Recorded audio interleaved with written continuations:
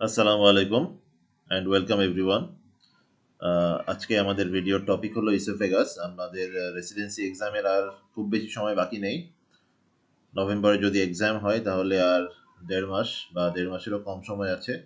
তো আমরা এখন থেকে রেগুলার ভিডিওগুলো আপলোড করব এবং খুবই কম ডিউরেশনের মধ্যে আমরা ভিডিওগুলো আপলোড করার চেষ্টা করব। তো শুরু করি।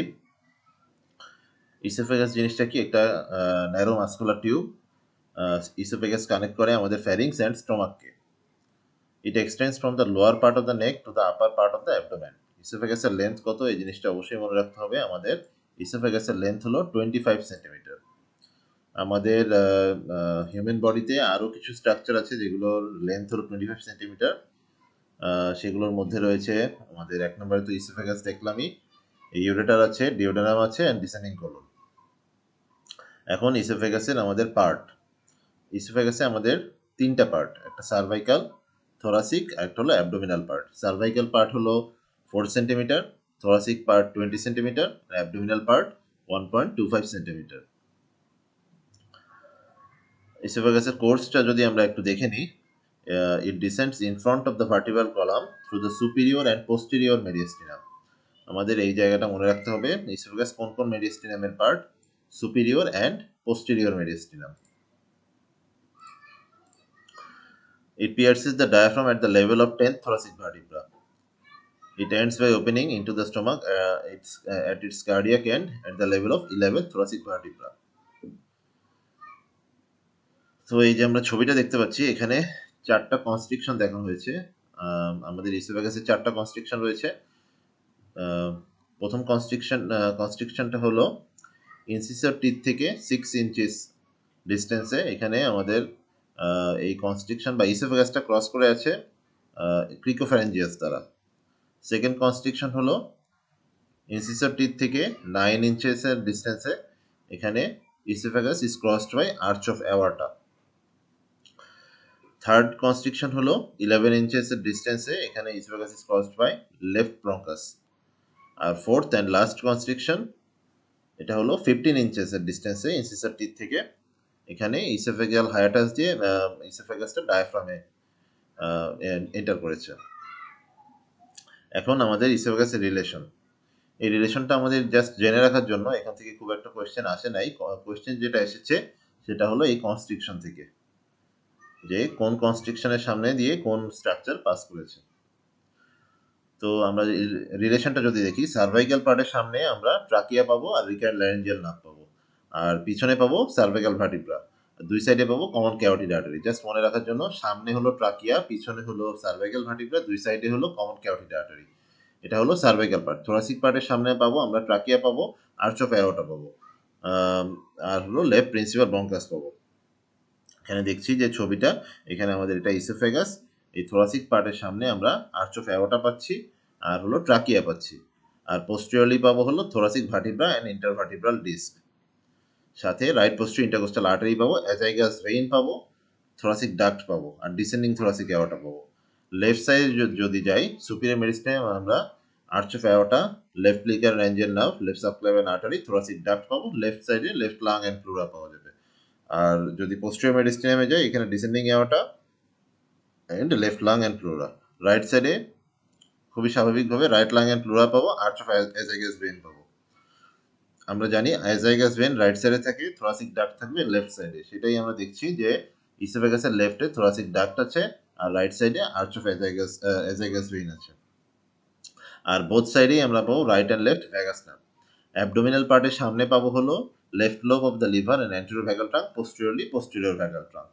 আমরা ব্লাড সাপ্লাইটা একটু জেনে রাখি। ইসোফেগাসের সার্ভাইকাল পার্টের ব্লাড সাপ্লাই হলো ইনফিরিয়র থাইরয়েড আর্টারি। আর থোরাসিক পার্টে আমরা জানি ডিসেন্ডিং থোরাসিক অ্যাওর্টা দিয়ে আসতেছে অ্যান্ড ব্রঙ্কিয়াল আর্টারি আসছে। আর অ্যাবডোমিনাল পার্টে আমাদের লেফট গ্যাস্ট্রিক আর্টারি সাপ্লাই দিবে, সাথে লেফট ইন্ট্রোফ্রেনিক আর্টারি।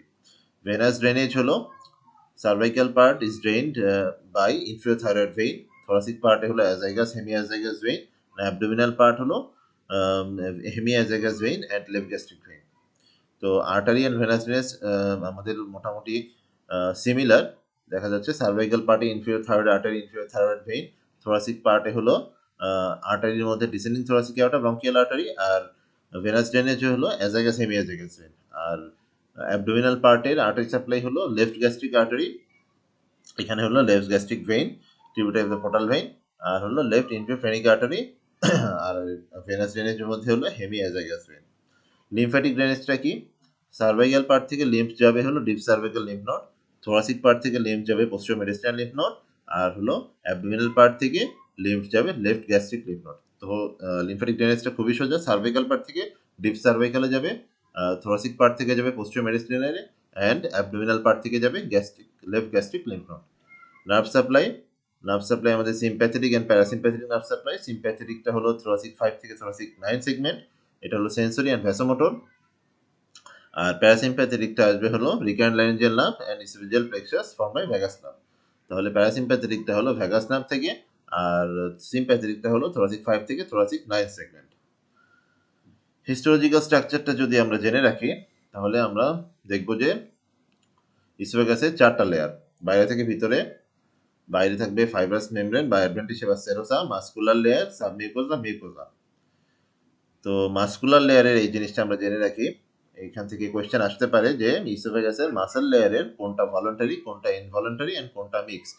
তো আমরা দেখছি আপার 1/3 এটা হলো স্কেলেটাল মাসেল। আমরা সবাই জানি স্কেলেটাল মাসেল হলো আমাদের ভলান্টারি, আর আমরা এটা কন্ট্রোল করতে পারি, নিজের ইচ্ছা মতো কন্ট্রোল করতে পারি। মিডল 1/3 এটা হলো both skeletal and smooth muscle, এটা মিক্সড রিজন।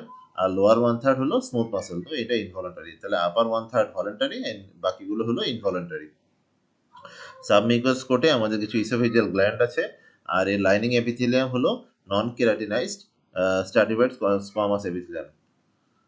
আর এটাই আমাদের নন কেরাটিনাইজড স্ট্রাটিফাইড স্কোয়ামাস এপিথেলিয়াম আমাদের ইসোফেজিয়ালের লাইনিং। তো ইসোফেগাস থেকে আমাদের এই কটা জিনিস পড়লেই হবে। তবে মেইন ইম্পর্টেন্ট আমাদের টপিক হলো কনস্ট্রিকশন। আমাদের রিলেশনটা একটু জেনে রাখতে হবে। ইসোফেগাস অবশ্যই আমরা মনে রাখতে হবে যে ইসোফেগাসের সামনে সবসময় ট্রাকিয়া থাকে।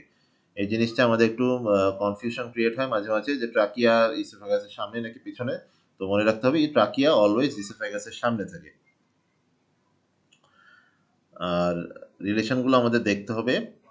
ছবিটা আমরা যদি ভালো করে খেয়াল করি তাহলে আমরা রিলেশনগুলো আরো ভালো করে মনে রাখতে পারবো। আর আমাদের ব্লাড সাপ্লাই, নার্ভ সাপ্লাই, এগুলো তো আমাদের সব অর্গানেরই আমাদের জেনে রাখতে হবে। তো ইসোফেগাস থেকে এই পর্যন্তই। নেক্সট ভিডিওতে আমরা ট্রাকিয়া সম্পর্কে দেখবো। Till then take care and good bye.